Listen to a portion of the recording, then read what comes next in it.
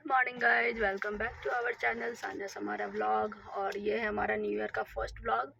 तो पहले आप सबको हैप्पी न्यू ईयर।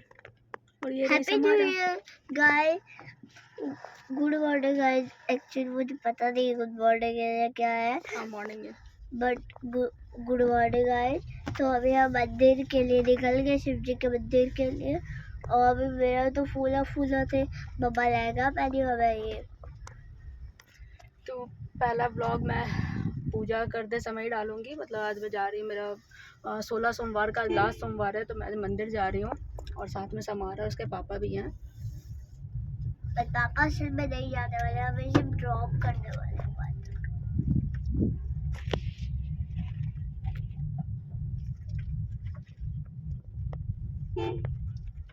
और इतने दिन से मैं व्लॉग नहीं डाली हूँ, मैं उसका भी रीज़न दूंगी आप लोग को। और आज मंडे है, हमारे स्कूल नहीं गई है, और पूरे अभी न्यू ईयर में एक दिन भी स्कूल नहीं गई है। और मैं आज पूजा का सामान सब कुछ ले कर के जा रही हूँ। 16 सोमवार में मैंने अभी तक, ये मेरा सेकंड सोमवार से मंदिर जा रही हूँ। अदरवाइज घर पे ही पूजा कर रही थी, बट आज हम लोग सब लोग घर पे थे, तो मैं सोची मंदिर चलती हूँ। और हमारा भी अच्छे से नहा करके आई है। हाँ, मुझे एक्चुअली हमारा की तबीयत ठीक नहीं है, पिंपल्स हो गए, इसके मैं स्कूल भी नहीं जा पा रही हूँ, वरना मैं स्कूल जाती। और यहाँ पर मैं मंदिर पहुँच गई अपने महादेव के पास। बहुत कुछ मन में बात लेकर आई थी मैं, और अच्छे से पूजा पाठ की। बहुत मतलब अच्छा दिन नहीं गया था, तो बहुत ज़्यादा नर्वस भी थी मैं, बट पूजा पाठ करके बहुत अच्छा लगा। यहाँ पर मतलब बहुत स्पेस वाला मंदिर है, अंदर बहुत लोग बैठ के एक साथ पूजा कर सकते हैं। और मैं साड़ी पहन के गई थी, तो मैं बहुत अच्छे से यहाँ पर पूजा पाठ की। और मैं और समारा ही गए थे, मेरे हस्बैंड नहीं गए थे अंदर।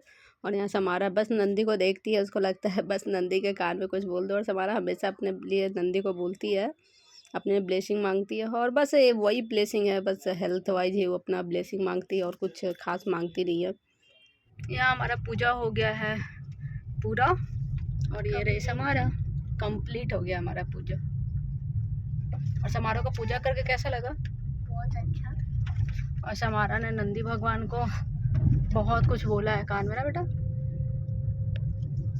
और जो मेरी बॉडी में देख ही सकते हो पिंपल्स, उसी का मैंने कुछ भी बोला, हमको समझ नहीं आ रहा, क्योंकि मैं अच्छे से बोल रही।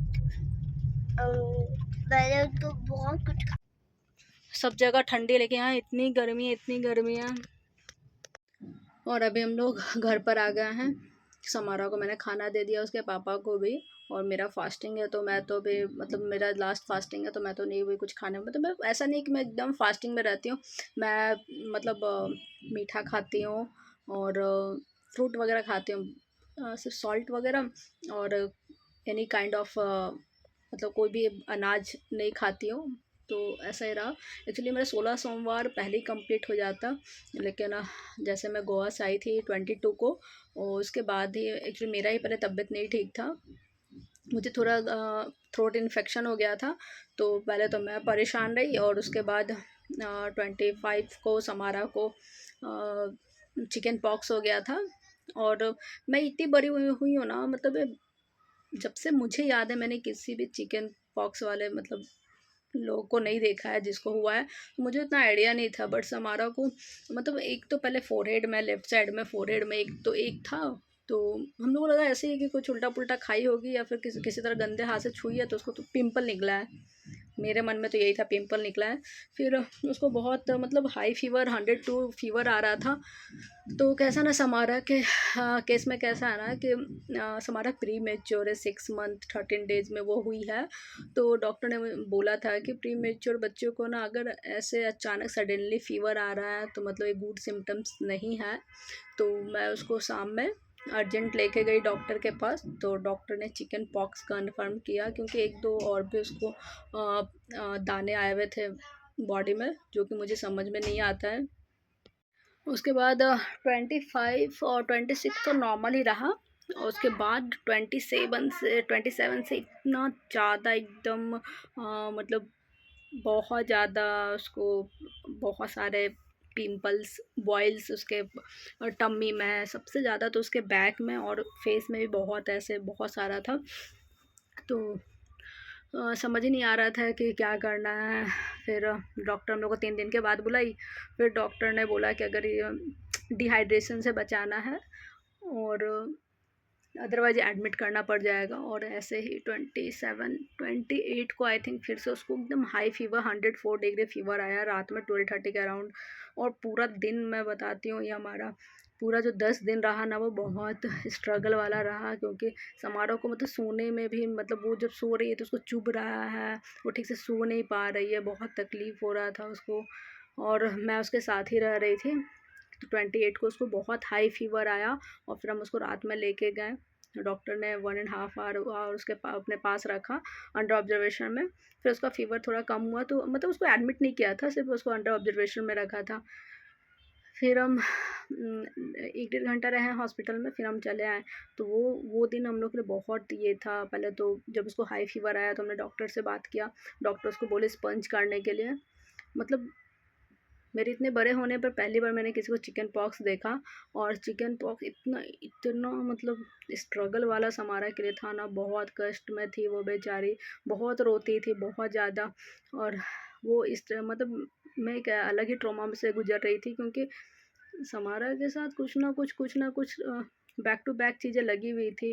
गोवा जाने से पहले उसको फ़ीवर था, फिर गोवा में जाके थोड़ा बहुत वो पानी में, आपने भी देखा होगा वीडियो में, उसको ज़्यादा पानी में नहीं जाने दी।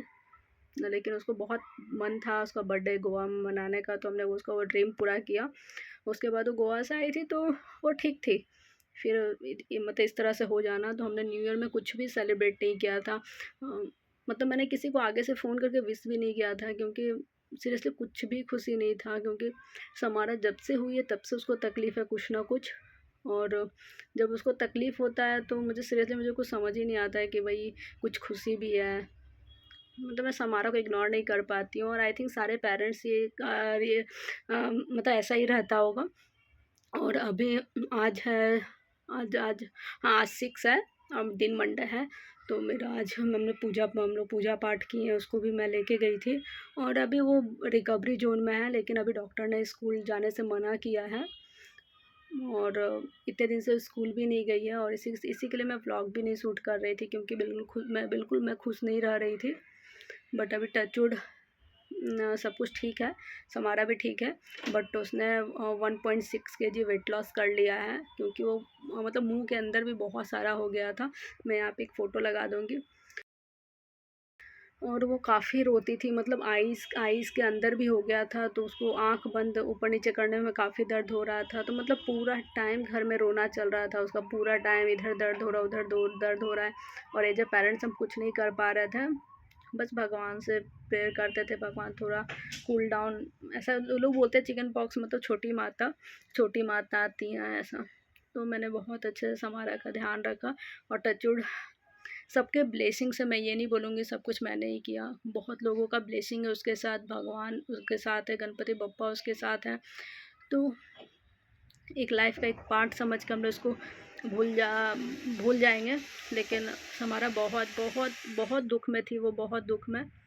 और ये बस यही एक स्टोरी था। और अब मैं चाहूँगी कि मैं व्लॉगिंग कंटिन्यू करूँ, ताकि देखिए मेरा व्लॉगिंग करने का रीज़न कैसा है ना, मैं बहुत ज़्यादा परेशान रहती हूँ, तो मेरे को थोड़ा फ्रेश अच्छा लगता है, समारोह को भी अच्छा लगता है, तो थोड़ा एक खुश होने का एक रीज़न है। और मैं अपने आप को थोड़ा कहीं बिजी रख पा रही हूँ।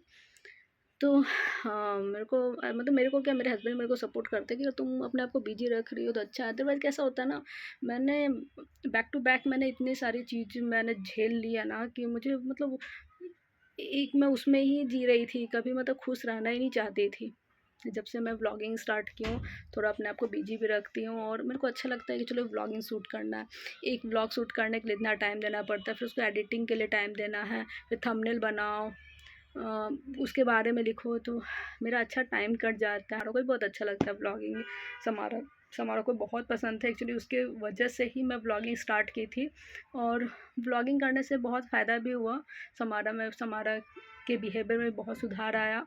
और मतलब वो बहुत कुछ खुद से भी करने लगी, लाइक थेरेपी वगैरह, बहुत अच्छे से चलना। मतलब ऐसे जैसे आप बोलो कि व्लॉगिंग स्टार्ट है तो बहुत अच्छे से चलेगी, बहुत अच्छे से थेरेपी करेगी, क्योंकि उसको दूसरे को दिखाना है कि वो मतलब अच्छे से थेरेपी कर रही है ऐसा।